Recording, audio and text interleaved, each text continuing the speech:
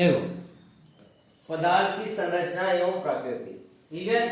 पदार्थ की संरचना जब तक देखते हैं कि जैसे हम लोग अभी अपनी जीवन शैली जी रहे हैं, अपने लाइफ में जी रहे हैं, तो उसमें तुम लोग देखते होगे कि अपने आसपास कई सारी चीजें होती हैं, ठीक है। चाहे हम उसको देख कर पहचानते हैं, चाहे छू कर पहचानते हैं, चाहे टेस्ट करके पहचानते हैं, कुछ करके पहचानते कि नहीं पहचानते। जैसे मान लो हम लोग घर में हैं, तो घर में हमारे क्या होते हैं, सामान भी होते हैं, खाने वाले सामान भी होते हैं, पहनने वाले होते हैं। ऐसा होता है क्या कि हम अपने कपड़े ना पहचान पाए? ऐसा होता है क्या कि मैं किसी पदार्थ को ना पहचान पाऊं? अगर जो यहाँ आम का पेड़ है, तो क्या हम आम का पेड़ नहीं पहचान पाएंगे? आम, और मान लो यहाँ अमरूद का पेड़ है, तो अमरूद का पेड़ नहीं पहचान पाएंगे? पहचान जाए। कैसे पहचानते हैं? हमारी इंद्रियों द्वारा। जैसे कभी हम छूकर पहचान लेते हैं, ठीक है, कभी हम देख कर पहचान लेते हैं, कभी सूंघ कर पहचान लेते हैं। बहुत सारी चीजें होती है पहचानने की, मतलब जो हमारी इंद्रियां होती हैं, इंद्रियों से ही हम समझ पाते हैं कि लकड़ी है, कि पत्थर है, कि पानी है, कि तेल है, कि दूध है। पहचान पाते हैं कि नहीं पहचान पाते? अब एक सामने तुम्हारे दूध रख दे और एक यहाँ तेल रख दे, तो नहीं पहचान पाओगे? पहचान पाओगे नहीं पहचान पाओगे? एक बोतल में दूध रख दें और एक बोतल में तेल रख दें, और तुमसे कहें चाहे छू के, चाहे देख करके, चाहे महसूस करके पहचानो, तो पहचान लोगे ना। अब मान लो लकड़ी का कोई चेयर बना हुआ है, एक लोहे का चेयर बना है, तो नहीं पहचान पाओगे। तो पदार्थ की जो होती है वो अलग अलग प्रवृत्ति होती है, ठीक है, अलग अलग प्रकृति होती है। और हर पदार्थ जो होता है हमारे क्या होता है, आसपास ही होता है। चाहे वो लकड़ी हो, चाहे लोहा हो, चाहे सोना हो, चाहे चांदी हो, चाहे तेल हो, चाहे दूध हो, चाहे पानी हो, सब चीजें क्या होती है, हम चाहे देख के, चाहे छू के, चाहे महसूस करके, जैसे भी हम पहचान जाते हैं। ऐसा ही होता है जब हम खाना खा रहे होते हैं, तो कभी हमें तीखा लगता है, कभी नमकीन लगता है, कभी खट्टा लगता है, कभी मीठा लगता है। तो हमारी जो ज्ञानेंद्रियां हैं या इंद्रियां हैं, उन्हीं से तो पहचान पाते हैं। पहचान पाते कि नहीं पहचान पाते?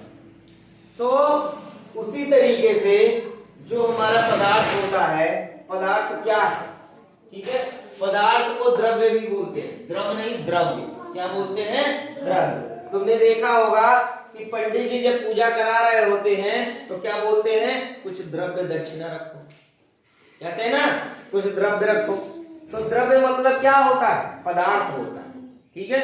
अब वो भी किसका बना हुआ है? वो भी किसी चीज का बना हुआ है ना भाई। सिक्का रखोगे, नोट रखोगे, एक तरीके का कागज है, तो वो भी एक पदार्थ से ही तो बना हुआ है। लकड़ी से ही तो कागज बनता है तुम्हारा, ठीक है। तो ऐसे ही वो कहते हैं पदार्थ रखो। तो पदार्थ मतलब द्रव्य रखो, सॉरी, तो द्रव्य मतलब होता है पदार्थ। अब देखो, पदार्थ द्रव्य वह है, पदार्थ द्रव्य वह है जो स्थान घेरता है, ठीक है। मान लो हम कुर्सी रखते हैं, मेज रखते हैं, या कोई सामान रखते हैं, तो क्या करता है, क्या करता है, यहाँ पे ये रखा हुआ, मेज रखा हुआ है, ये सब रखा हुआ, क्या करता है, वो स्थान घेरता है। पदार्थ का डेफिनेशन जान लो, पहला क्या होगा, वो स्थान घेरेगा। चाहे वो पानी हो, चाहे वो ठोस हो, चाहे गैस हो, वो कोई भी चीज होगी, वो पहला क्या करेगा, पहला स्थान घेरेगा, ठीक है। दूसरा डेफिनेशन क्या होता है, उसमें भार होता है। भार मतलब वेट होगा, ठीक है। ये लकड़ी की कुर्सी है, लकड़ी का मेज है, इसमें भार है कि नहीं? उठाओगे तो ताकत लगता है। या पानी का बोतल है, उसको उठाते हो ताकत लगता है, हैं? या गैस का सिलेंडर है, अब कहते हैं गैस में भार नहीं होता, हवा में भार नहीं होता है। तुम एक काम करना, गुब्बारे को, ठीक है, बिना फुलाए तौल लेना, ठीक है, और उसके बाद उसमें हवा भर के तौल लेना, ठीक। तो तुम्हें महसूस होगा कि हवा में भी भार होता है। तुम कभी कभी देखते हो ना, जब एयर का प्रेशर ज्यादा होता है, एटमॉस्फेरिक प्रेशर ज्यादा होता है, हवा चल रहा होता है, तो हमें क्या आगे बढ़ने देता है, वो ऐसा लगता है ना पीछे भी धक्का दे देगा। तो उसमें क्या होगा, भार होगा। पहला क्या होता है, स्थान घेरता है, दूसरा क्या होता है, भार होता है। और तीसरी चीज, जिसका ज्ञान हम अपने इंद्रियों द्वारा कर सकते हैं, ठीक है, इंद्रियों द्वारा कर सकते हैं। जैसे हम देख सकते हैं, उसे महसूस कर सकते हैं या सूंघ सकते हैं, टेस्ट कर सकते हैं, ठीक है, कर सकते हैं या छूकर महसूस कर सकते हैं। तो ये सब क्या हो गई, तुम्हारी इंद्रियां हो गई। तो अगर जो इंद्रियों द्वारा हम क्या क्या कर सकते हैं, स्थान घेरता है, ठीक है, दूसरा क्या होता है, इसमें भार होता है, और तीसरा क्या होता है, जिसको हम इंद्रियों द्वारा महसूस कर सकते हैं, पहचान सकते हैं, उसे क्या कहते हैं, पदार्थ यानी द्रव्य कहते हैं। समझ में आ गया इतना? अब देखो, अब इसी में आ जाता है अणु और परमाणु, अणु और परमाणु। अब परमाणु पदार्थ का वह सूक्ष्म कण है, ठीक है। जैसे हम जब आ से लेके कोई शब्द बनाते हैं तो हम क्या पढ़ते हैं, छोटा बड़ा छोटी बड़ी ऐसे करके पढ़ते ना, क्या था पढ़ते हैं। और उसका भी अगर जो हमें किसी का लिखना होता है का, तो क्या लिखते हैं, क धन आ। तो ये वर्ण हमारा क्या होता है, सबसे सूक्ष्म होता है ना, सबसे छोटी इकाई होती है।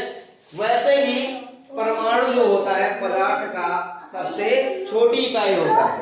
परमाणु जो होता है पदार्थ का सबसे छोटी इकाई होती है, ठीक है। अब ये सबसे सूक्ष्म कण हो गया, कौन, परमाणु। परमाणु क्या हो गया, पदार्थ का।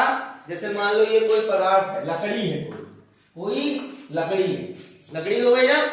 अब ये लकड़ी ऐसे नहीं बना है, इसमें छोटे छोटे छोटे छोटे छोटे छोटे कण होते हैं, ये मिलकर क्या बन जाते हैं, एक हार्ड वुडन यानी लकड़ी बन जाता है, ठीक है। तो परमाणु क्या हो गया, पदार्थ की सबसे छोटी यानी सूक्ष्म है, ठीक है। उसके बाद ये क्या होते हैं, जो स्वतंत्र अवस्था में नहीं रह सकते।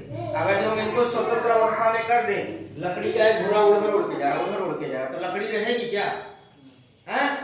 मान लो क्या करते हैं, एक पेटी में ढेर सारी रुई बंद कर लेते हैं, एक पेटी में क्या करते हैं, ठूस ठूस के रुई भर लेते हैं, तो वो क्या हो गया, ठोस हो गया।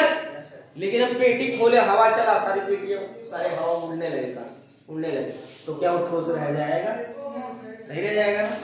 तो ये जानो कि जो परमाणु होता है वो छोटे छोटे कण, जो रुई के छोटे छोटे कण हो गए, वो क्या हो गए, परमाणु हो गए, ठीक है। जैसे मिट्टी से तुम घड़े बनाते हो ना, सिंपल समझ लो, मिट्टी से घड़े बनाते हो ना, तो मिट्टी के जो छोटे छोटे कण हो गए वो क्या हो गए, परमाणु, ठीक है।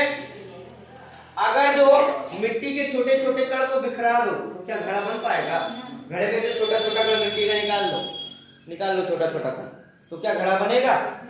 जब हम कण को मिलाएंगे तब जाके घड़ा बनेगा, ठीक है। सिंपल समझो कि हम लोग गेहूं पिसाने जाते हैं, ठीक है। अब अगर जो गेहूं पिसाने जा रहे हो तुम, अगर जो उसमें से सारे गेहूं को अलग अलग करके पीसो, तो कितना आटा निकलेगा भाई, एक एक गेहूं हम पीस रहे हैं, निकलेगा, ऐसी बात नहीं है, निकलेगा, लेकिन किस फॉर्म में निकलेगा। अब तुम क्या करते हो, एक साथ एक बोरी, मतलब पता नहीं कितने लाख अनाज रहते हैं, उसको डाले और वो पिसके निकल के आ गया, ठीक है।